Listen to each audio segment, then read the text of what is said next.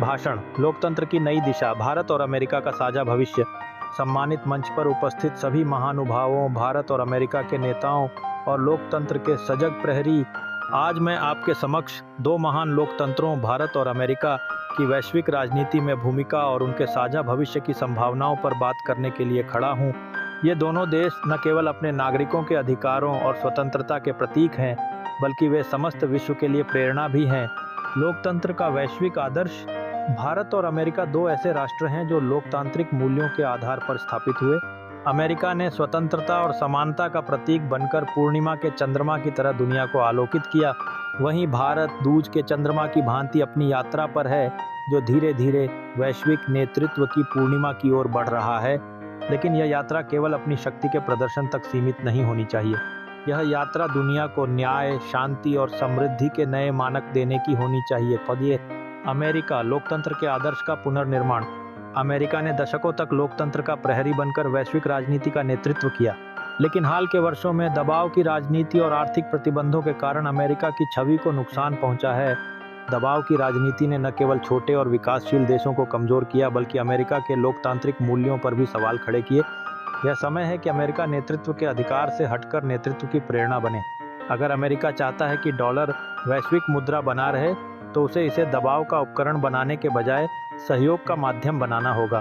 भारत, नेतृत्व का नैतिक दृष्टिकोण। भारत अपनी गहरी आध्यात्मिक जड़ों और सर्वधर्म समभाव की नीति के साथ वैश्विक राजनीति में एक नैतिक नेता के रूप में उभर रहा है। भारत ने कभी भी अपने विकास को दूसरों पर दबाव बनाकर सिद्ध नहीं किया।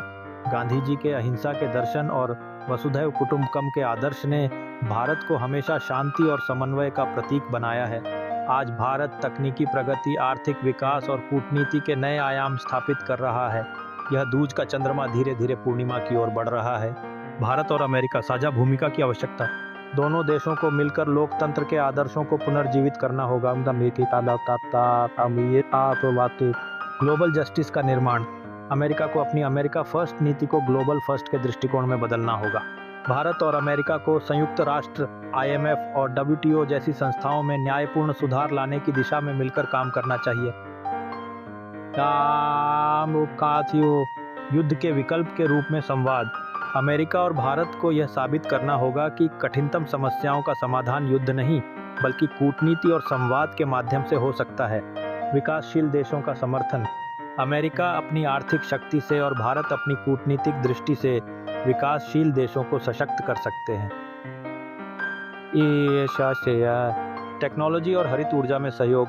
दोनों देशों को हरित ऊर्जा, डिजिटल अर्थव्यवस्था और टेक्नोलॉजी में साझेदारी करनी चाहिए, ताकि टिकाऊ विकास को बढ़ावा दिया जा सके। पूर्णिमा और दूज का चंद्रमा, एक नई कथा।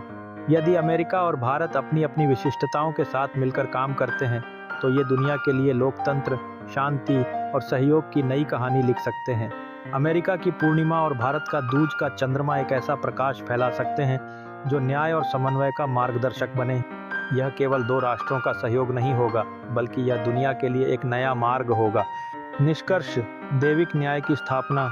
लोकतंत्र केवल एक व्यवस्था नहीं, यह एक आदर्श है। अमेरिका और भारत को दैविक न्याय, डिवाइन जस्टिस की दिशा में अग्रसर होना चाहिए, जहां हर देश का सम्मान हो, हर नागरिक की स्वतंत्रता सुनिश्चित हो और हर समस्या का समाधान न्याय और शांति से हो।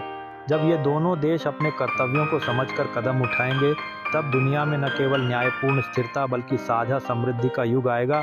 आइए हम मिलकर लोकतंत्र के इन दो चंद्रमाओं को एक नई दिशा दें। आइए हम दुनिया को एक बेहतर भविष्य की ओर ले चलें। धन्यवाद।